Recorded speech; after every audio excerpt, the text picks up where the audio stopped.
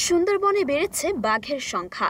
২০১৮ সালের তুলনায় চলতি বছরের জরিপে ১১টি বাঘ বেড়েছে বলে জানিয়েছেন পরিবেশ, বন ও জলবায়ু পরিবর্তন বিষয়ক উপদেষ্টা সৈয়দা রিজওয়ানা হাসান। এবং প্রতি ১০০ বর্গ কিলোমিটার বনে বাঘের ঘনত্ব পাওয়া যায় ২.৬৪।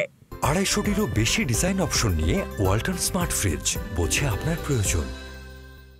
উপদেষ্টা বলেন, সার্বিক বিচার বিশ্লেষণে ২০১৮ সালের তুলনায় ২০২৪ সালে সুন্দরবনে বাঘের সংখ্যা ৯.৬৫% বৃদ্ধি পেয়েছে এবং ২০১৫ সালের তুলনায় বাঘের সংখ্যা ১৭.৯২% বৃদ্ধি পেয়েছে। তথ্য উপাত্ত সংগ্রহপূর্বক বাঘ সংরক্ষণে প্রয়োজনীয় ব্যবস্থাপনা কর্মকৌশল নির্ধারণ করা হয়ে থাকে।